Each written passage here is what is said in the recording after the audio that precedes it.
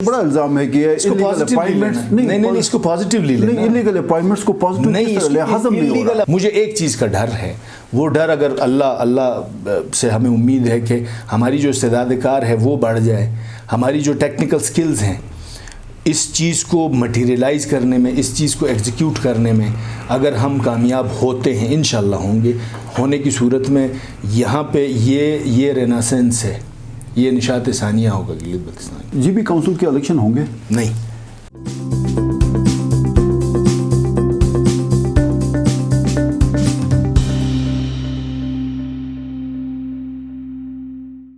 بسم اللہ الرحمن الرحیم، السلام علیکم۔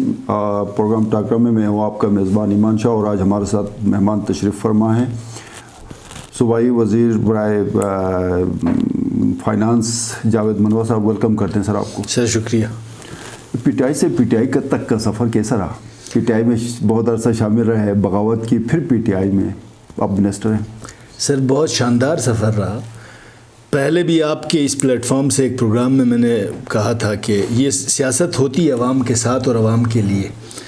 وہ جس طرح ابراہیم لنکن نے کہا تھا نا کہ مطلب عوام کے ساتھ، عوام کے لیے اور عوام کے بارے میں، تو اس وجہ سے یہ سفر انتہائی مزیدار رہا۔ ہم نے سیاست عوام کی وجہ سے شروع کی تھی، پارٹی میں عوام کے ساتھ رہے تھے، پارٹی کے ساتھ رغبت عوام کی وجہ سے پروان چڑھی۔ عوامی طاقت مقدم ہے، وہ مقدم ہے سب سے۔ سیاست کے اندر عوامی طاقت بڑی توقعات ہیں۔ مرزا حسین صاحب مرحوم اللہ ان کی مغفرت فرمائے، پائی کے لیڈر تھے، جی بی لیول پہ ان کا ایک نام تھا۔ نگر کے عوام نے ان کے اوپر بھی بہت اعتماد کا اظہار کیا۔ اس کے بعد ظاہر ہے آپ پہ بھی۔ نگر کے مسائل بہت زیادہ ہیں، یہ حل کے لیے کوئی آپ نے جامع حکمت عملی ترتیب دی ہے کہ 1 2 3 4 5؟ دیکھیں ہم اس وقت پرائیورٹائز کر رہے ہیں، جس طرح آپ نے کہا کہ نگر جو ہے وہ جو ڈیولپمنٹ سین سے 1994 تک 99 تک تو بالکل ہی مخدوش صورتحال تھی نگر کی۔ اس کی بہت ساری وجوہات ہیں، وہ شاید اسکرین پہ آ کے بتانا مناسب بھی نہیں۔ مرزا صاحب کا تعلق کام غریب گھرانے سے تھا، اور میں آج اس انتہائی فخر کے ساتھ کہتا ہوں کہ ہمارا تعلق جو ہے انتہائی لوور مڈل کلاس گھرانے سے تھا، اور عوامی طاقت پروان چڑھی اور مرزا صاحب کو مرزا صاحب بنایا۔ گلگت بلتستان کے جو پولیٹیکل سوشل اور سوشو پولیٹیکل ایمبٹ تھا، وہ جو افق تھا سیاسی، اس کے اوپر مرزا صاحب کو عوام کی وجہ سے پذیرائی ملی، اور انہوں نے بھی حد المقدور کوشش کی کہ نگر کو، اپنے علاقے کو ڈیولپمنٹ لینس کے اوپر لے کے آئیں، کوشش کریں۔ آج بھی وہی توقعات ہیں، یقیناً وہ کسی نہ کسی شکل میں ایک پچ تک نگر کو لے کے گئے۔ اب ہماری کوشش ہے کہ جو باقی ماندہ ان کی پرائیورٹیز تھیں وہ، اور آج کے زمانے کے حساب سے پھر ہم چیزوں کو بھی پرائیورٹائز کرنے کے عمل میں ہیں۔ لیٹس پرائیورٹائز آر پرائیورٹیز، اور انشاءاللہ بہتر ہوگا۔ سب سے بڑا مسئلہ کیا آپ کے علاقے کا؟ ہمارا سب سے بڑا مسئلہ جو ہے، روڈ انفراسٹرکچر ہے، بریجز ہیں، اسکول ہے، ہیلتھ ہے، کیا ہے؟ میں یہ سمجھتا ہوں کہ سب سے بڑے مسائل میرے اوور آل میرے ڈسٹرکٹ کے اندر، نوزائیدہ ڈسٹرکٹ ہے ہمارا ڈسٹرکٹ۔ ہم ہنزا گلگت ایک ڈسٹرکٹ ہوا کرتے تھے، پہلی سیگریگیشن ہوئی، ہنزا نگر ڈسٹرکٹ بنا، بائیفیکیٹ ہوا، پھر فردر بائیفیکیشن ہوئی جس کی وجہ سے نگر اور ہنزا سیپریٹ ہو گئے دو۔ اس بائیفیکیشن کے بعد سب سے بڑا مسئلہ جو ہے وہ اسٹیبلشمنٹ آف آرگنائزیشنز کا ہے، جس کی وجہ سے کام جو ہے، انفراسٹرکچر ڈیولپمنٹ ہو، تعلیم کی فراہمی ہو، صحت کے مسائل کی کمی ہو، یا زراعت کے مسائل ہوں، جو بھی مسائل ہیں، ان مسائل کو ٹیکل کرنے کے لیے جو انسٹیٹیوشنز جو ہیں جنہوں نے کام کرنا ہے وہ صحیح معنوں میں ڈیولپ نہیں ہیں۔ اس وجہ سے مسائل التوا کا شکار ہو رہے ہیں، اور سب سے بڑا مسئلہ میں یہی التوا جو ہے وہ مسئلہ ہے۔ ایسا نہیں ہے کہ وہاں پہ ڈیولپمنٹ نہیں ہو۔ اگلے 6 مہینے میں نگر میں کیا ہمیں پازیٹیو چینجز نظر؟ پہلی پازیٹیو چینج آپ کو یہ دیکھنے کو ضرور ملے گی کہ چیزیں اسٹریم لائن ہوں گی پہلے 6 مہینے میں۔ کنکریٹ دیواروں کے اوپر کنکریٹ ڈیولپمنٹ، جس لینس سے ڈیولپمنٹ اورینٹڈ یہاں سیاست ہے پورے گلگت بلتستان میں یہ گزارش کروں کہ نوزائیدہ اضلاع جتنے بھی ہیں، اس میں ہنزا بھی شامل ہے، اس میں کھرمنگ بھی ہے، اس میں شگر بھی ہے، اس میں نگر بھی ہے، جب تک وہاں پہ ہم ادارے اسٹیبلش نہیں کرتے ہیں، جو لائن ڈپارٹمنٹس ہیں ان کی اسٹیبلشمنٹ اس یارڈ سٹک کے اوپر نہ ہو جو کہ سینکشنڈ ہے، تب تک ان چاروں اضلاع کے مسائل سیم رہنے ہیں۔ میری کوشش یہ ہوگی کہ اگر آپ نے اسپیسیفکلی ڈسٹرکٹ کے حوالے سے بات کی, میرے حلقے کے حوالے سے بات کی, تو اس 6 مہینے میں آپ کو جادو کی چھڑی سے اوور آل چیزیں چینج کرنے کا دعویٰ نہیں کروں گا. یہ ضرور دعویٰ کروں گا, یہ ضرور آپ لوگوں کی بھی سپورٹ درکار ہوگی کہ ان نوزائیدہ اضلاع کے اندر جو اسٹیبلشمنٹ آف آرگنائزیشنز ہیں نا, سینکشن اسٹرینتھ کے مطابق, اگر وہ ہم کر پائے تو اس کے بعد چیزوں کو اسٹریم لائن کرنا اور پھر مٹیریلائز کرنا وہ آسان ہو جائے گا. سر اب یہ پیکیج کی طرف آتے ہیں. پرائم منسٹر کی زیر صدارت اجلاس ہوا, اس سے پہلے تواتر کے ساتھ میٹنگز ہوئی, اسلام آباد میں میٹنگز ہوئی, چیف منسٹر نے چیئر کیا, اس کے بعد جو رپورٹ پیش کی گئی اس کی منظوری مل گئی, جو بھی پیکیج تھا اس حوالے سے. اس میں میرے خیال میں کانسٹیٹیوشنل پیکیج بھی ہے پلس فائنینشیل بھی. تو چونکہ آپ فائنانس منسٹر ہیں تو فائنینشیل پیکیج کے اور تھوڑے سے خد و خال بتائیں گے کہ کیا ہے اس میں. 2.5 خرب. دیکھیں جی, سب سے پہلی چیز تو یہ ایک اچنبے کی بات گلگت بلتستان کی عوام کے لیے بھی اور بدقسمتی سے میڈیا کے لیے بھی بڑی اچنبے کی بات ہے. لیکن گلگت بلتستان کے اندر جتنا پوٹینشل ہے اس کو ٹیپ کرنے کے لیے 250 خرب بھی چاہیے. ابھی تو صرف 2.5 خرب ملے. یہاں پہ جس انداز میں اس پوٹینشل کو ٹیپ کرنے کے لیے یقیناً اس چیز سے صحیح معنوں میں استفادہ. پوٹینشل میں پاور سیکٹر اور ٹورزم کو بالکل. میں آپ سے گزارش کروں کہ میں چونکہ پی ایم صاحب نے خود اس پیکیج کو پراپرلی اناؤنس کرنا ہے, تھوڑا سا صبر کر لیں, لیکن میں آپ کو اس کے عمومی خد و خال اگر بتا پاؤں تو اس کے اندر آپ کو ٹورزم سیکٹر کے اندر ایک اچھا لینس ملے گا, ایک اچھا کینوس ملے گا, اس پہ خرچہ ہوگا. یہ ٹورزم پہ سوئٹزرلینڈ وہ ٹائپ کوئی جو ہے نا وہ دیکھیں یہ ساری چیزیں تخیل میں سوئٹزرلینڈ رول ماڈل بنا ہوا ہے. اربوں ڈالر, 60 ارب ڈالر کماتا ہے, یہ ٹورزم سے 60 بلین ڈالرز ریونیو کماتا ہے ٹورزم پہ. تو گلگت بلتستان کے 10 اضلاع, اگرچہ رحمت خالق صاحب کو ہمیشہ یہ شکوہ ہوتا ہے کہ میں 14 اضلاع نہیں کہتا ہوں, تو 10 اضلاع کے اندر وہ پوٹینشل موجود ہے کہ ہم اس کے 3 فولڈ بھی کما سکتے ہیں.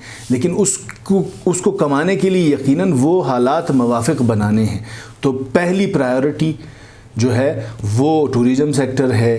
اس کے بعد آپ کا جتنا نیچرل ہیبیٹیٹ ہے اس کو جس انداز میں ٹیپ کرنا ہے, اور انوائرمنٹ پروٹیکشن کے حوالے سے جو آپ کا آبی حیات ہے, جو آپ کا جناب یہاں پہ جنگلی حیات ہے, اس کے تحفظ کے نام پہ انٹرنیشنلی جتنا آپ اس کو اچھے لینس پہ لے کے جا سکتے ہیں, اس کے لیے پہلے خرچہ درکار ہے. ایک چیز. دوسری چیز, آپ کا تعلیم کا, صحت کا جو انفراسٹرکچر ہے, وہ انفراسٹرکچر مثال دیتا ہوں میں آپ کو. ہمارے پاس ایجوکیشن ڈپارٹمنٹ کے اندر education plus technical plus special education. آپ نے کبھی سنا ہے کہ ہم نے کبھی اسپیشل ایجوکیشن پہ کام کیا ہے؟ آپ نے کبھی سنا ہے کہ ہم نے ٹیکنیکل ایجوکیشن کی طرف کام کیا ہے؟ ڈپارٹمنٹ تو وہ تینوں شعبوں کا ہے, لیکن وہ بیچارہ جو منسٹر ہے یا جو سیکٹری ہے وہ ٹیچرز کی پوسٹنگ اور ٹرانسفر سے باہر ہی نہیں آتا. تو ہمیں عمومی طور پہ جو ہم لفظ یوز کرتے ہیں کہ ہیومن ڈیولپمنٹ کے اوپر کام کرنا ہے, ہم نے بندوں کی کیپیسٹی کے اوپر کام کرنا ہے, اداروں کی ان کو کیپیسیٹیٹ کرنے پہ کام کرنا ہے. تو اس میگا ڈیولپمنٹل پیکیج میں ہمیں وہ فزیکل سپیس ملے گا کہ ہم اداروں کے استعداد کار بڑھانے پہ کام کر سکیں گے, ہم ان کی ٹیکنیکل چیزیں اٹھانے پہ کام کر سکیں گے. بینگ اے فائنانس منسٹر, آپ کو کس حد تک اس ترقیاتی عمل کے حوالے سے پیکیج جو آ رہا ہے جی بی کے لیے, وہ اس میرے خیال میں کچھ تو پروجیکٹس ایسے ہیں جو پورے پاکستان کے لیے ہوں گے, کچھ جی بی کے لیے ہیں, تو اس میں آپ کا ان پٹ کتنا رہا؟ دیکھیں جی, میں نے شروع میں فلور آف دا ہاؤس یہ گزارش کی تھی کہ پہلی دفعہ یہ جی بی ڈریون پروجیکٹ ہے, پیکیج ہے. جی بی ڈریون سے مراد یہ ہے کہ اگر ہم نیشنل ایمبٹ میں کانسٹیٹیوشن انیکسیشن ہو جاتی ہے اور پاور سیکٹر کی وجہ سے یہاں پہ جو پوٹینشل ہے اس کو ٹیپ کر کے اگر ہمارے اس سے بجلی کی ترسیل وفاق کو ہو جاتی ہے اور ہم ریجنل گرڈ کے ذریعے نیشنل گرڈ سے آج نہیں تو کل نہیں تک تو آپ نے پہنچ گئے کر دیا, اگر وہ ہو جاتا ہے تو اس کے بعد آپ اپنے پوٹینشیل کے اوپر کھیل کے آپ کے اچھے کارڈز رہیں گے آپ کے پاس.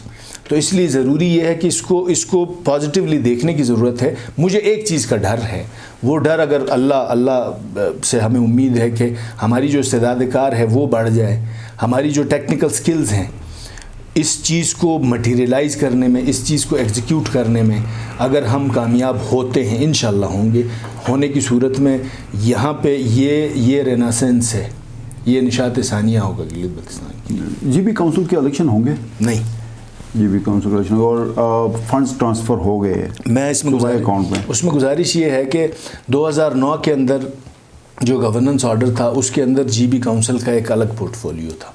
Government of Gilgit Baltistan order 2018 کے اندر گلگت بلتستان کونسل کا ایک سپروائزری ایڈوائزری رول رہا ہے، تو اس کے اندر جتنے مالیاتی امور تھے وہ آپ کے گلگت بلتستان اسمبلی کو جو ہے وہ ڈیوالو ہو چکے تھے، 3 ادارے آ چکے تھے. امیدوں پہ پانی پھیر دیا، بہت سارے لوگ آپ کے بچے کھچے اس امید پہ بیٹھے تھے. میں اس میں یہ گزارش کروں کہ اگر کانسٹیٹیوشنل الیکسیشن ہوتی ہے تو جی بی کاؤنسل جیسے کہ سفید ہاتھی میں جانا ضروری ہے، آپ چلے جائیں گے سینٹ میں.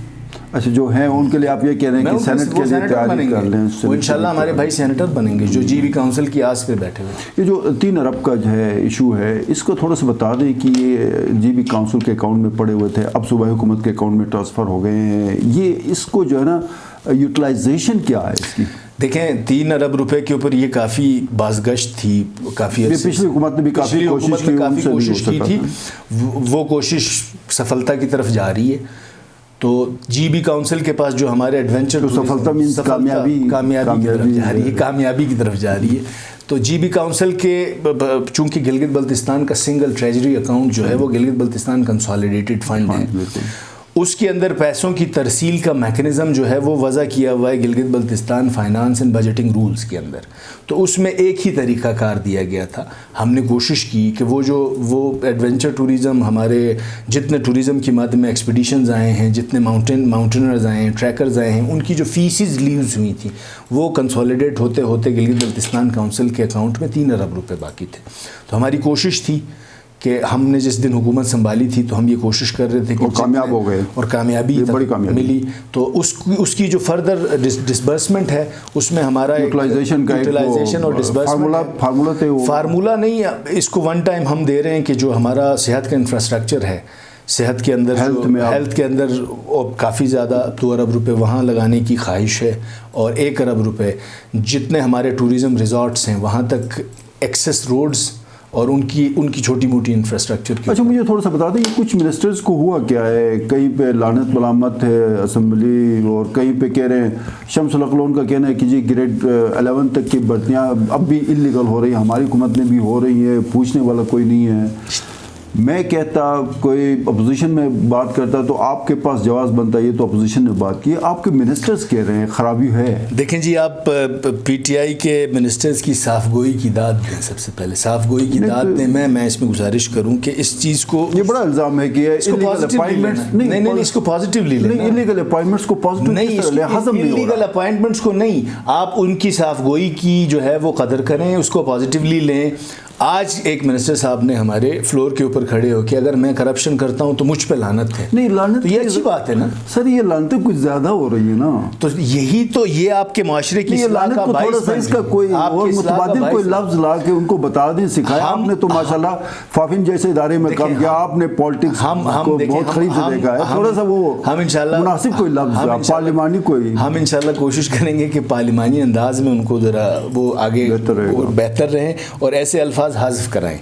یہ ڈپٹی اسپیکر صاحب اور اسپیکر صاحب سے ہماری گزارش بھی ہوگی، لیکن اس کو پازیٹیولی لیں کہ اس نظام کی اصلاح کے لیے، اس نظام میں بہتری کے لیے گلگت بلتستان کا سپوت بن کے اگر وزیر موصوف فلور کے اوپر بھی بوانگ دوحل اگر یہ بات کہتے ہیں تو آپ اس کو پازیٹیولی لیں. حلقہ نمبر 4 کا الیکشن جیتیں گے مئی میں جو الیکشن ہونے جا رہا ہے. دیکھیں جی، پوزیشن ٹھیک ہے، کارکردگی کی بنیاد پہ انشاءاللہ ہماری کوشش ہے کہ چیزوں کی جو بلند و بانگ دعوے نہ ہوں، لیکن چیزیں کوشش کریں گے کہ ہم یہ اس بات پہ لوگوں کو کنونس کر پائیں کہ حکومت کو موقع دیا جائے اس حلقے میں. جاوید منوا، منسٹر فائنانس گلگت بلتستان، ہمارے مہمان تھے ٹاکرا میں. آپ کا بہت بہت شکریہ. پروگرام آپ نے دیکھا، فیڈ بیک کا انتظار رہے گا. ایمان شاہ کو اجازت دیجیے. اللہ حافظ.